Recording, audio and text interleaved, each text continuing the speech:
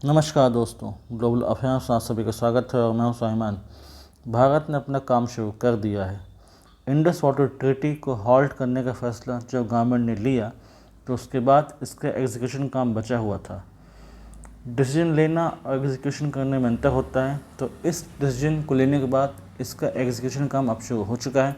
भारत सरकार ने पाकिस्तान का पानी रोक दिया है।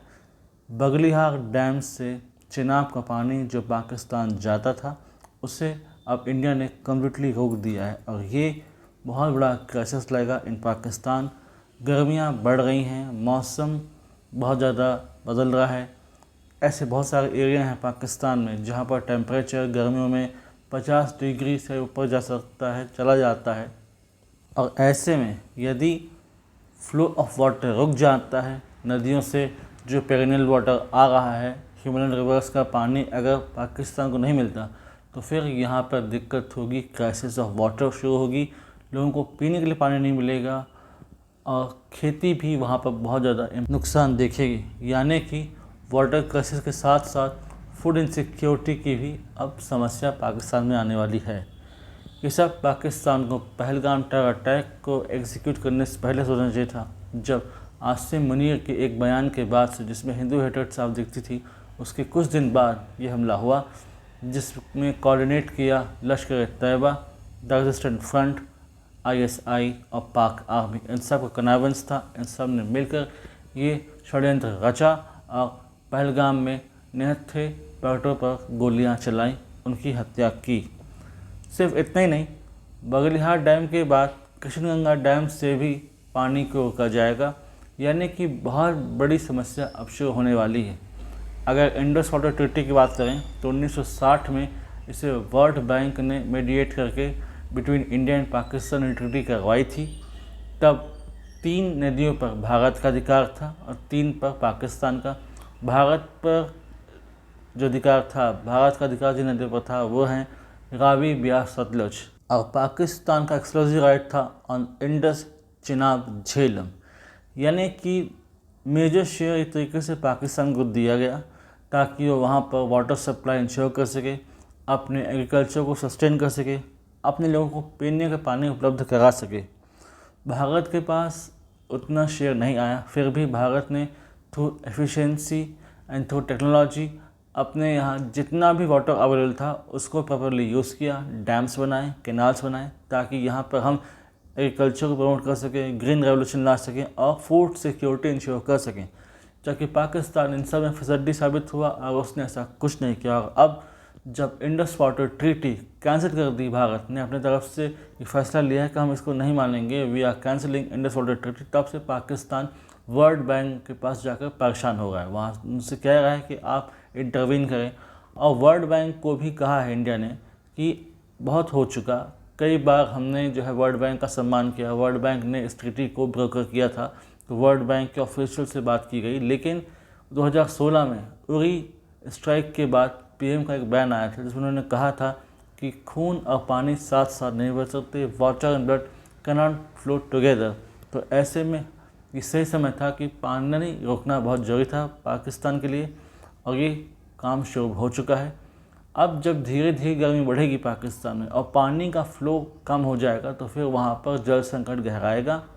पाकिस्तानी एलीट, पाकिस्तानी जनरल्स, उनके नेता, उन्हें कोई पानी की दिक्कत नहीं होने वाली, बल्कि उनके लिए तो अलग से टैंकर्स आ जाएंगे पानी के, तो उनके लिए पानी की चिंता नहीं है। असल समस्या शुरू होगी पाकिस्तानी जनता के लिए। असल समस्या देखेंगे पाकिस्तान के किसान। जब उनके पास खेती के लिए पानी नहीं होगा तो उगाएंगे क्या, लोगों के पास खाने के लिए अनाज नहीं होगा, तब वो कैसे सस्टेन करेंगे अपनी लाइफ। तब उनको समझ में आएगा कि जिस टेररिज्म को पाकिस्तानी जनता ने भी सपोर्ट किया और जो एंगर उनके अंदर भरा हुआ है अगेंस्ट इंडिया, उसका खामियाजा क्या होता है। इंडस वाटर ट्रीटी बहुत इम्पॉर्टेंट है इंडिया के लिए, पाकिस्तान के लिए भी। लेकिन अब इंडस वाटर ट्रीटी बेमानी हो चुकी है, भारत इससे बाहर आ चुका है। तो जो इंटरनेशनल ऑब्लिगेशंस भारत के थे अब उसे निभाने की ज़रूरत नहीं है। हम कितनी बार आतंकी हमला झेलें, हम कितनी बार पाक स्पॉन्सर टेररिज्म के दंश को झेलें, उनके आतंकी आएँ, निहत्थों को मारें और फिर पाकिस्तान का वही रटा हुआ जवाब कि हमारा इसमें कोई लेना नहीं है, हमारा इसमें कोई इन्वॉल्वमेंट नहीं है।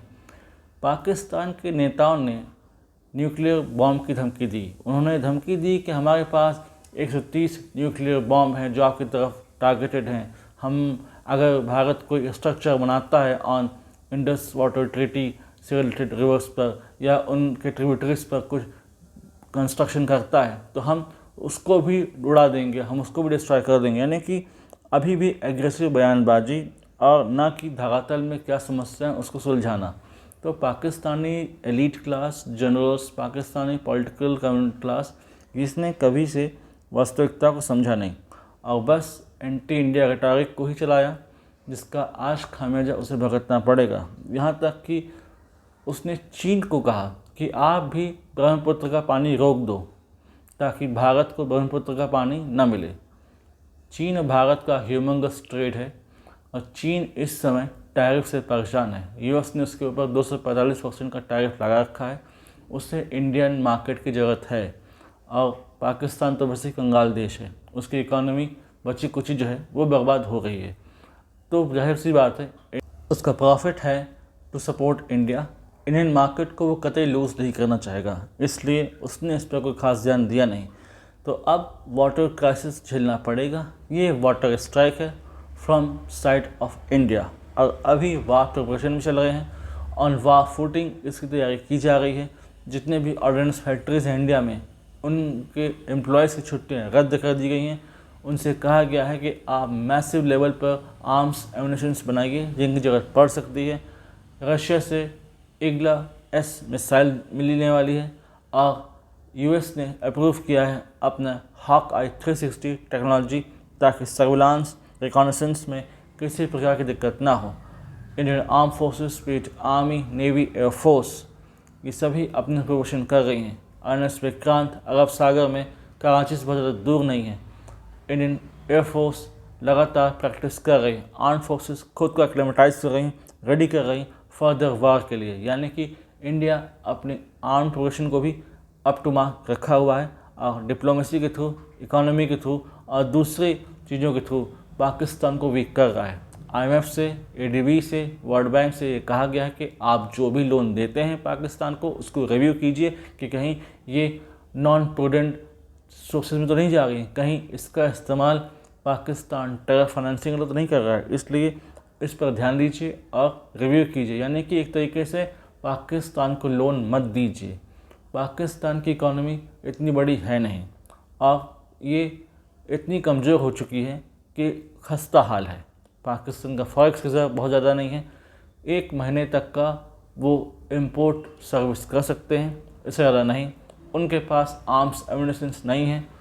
वहाँ के जनरल ने यूक्रेन को आर्म्स एमुनिशंस भेज दिए इन यूक्रेन रशिया वॉर। तो अब उनके पास अब बहुत ज़्यादा समस्या है।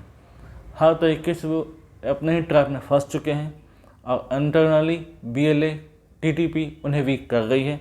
रोज़ BLA के अटैक होते हैं, TTP के अटैक होते हैं। KPK रीजन और बलूचिस्तान तो वर्चुअली उनके कंट्रोल से बाहर आ चुके हैं।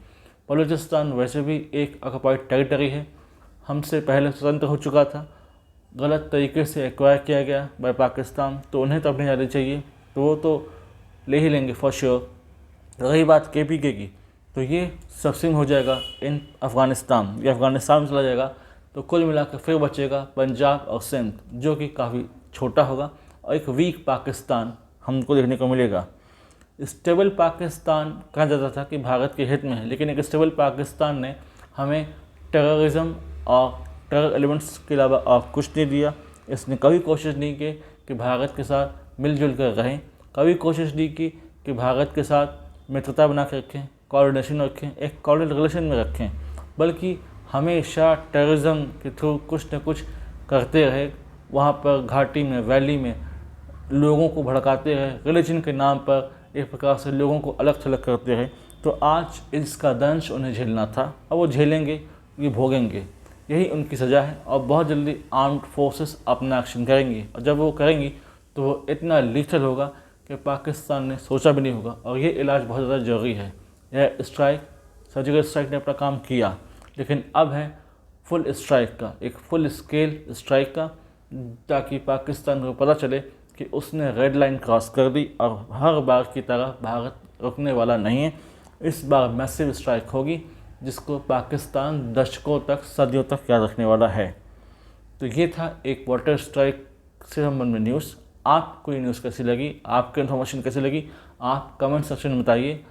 और आपको क्या सोचना है, थॉट्स, ओपिनियंस, बिलीव्स आपके क्या हैं, आप जरूर कमेंट सेक्शन में लिखिए। Comment section is always yours.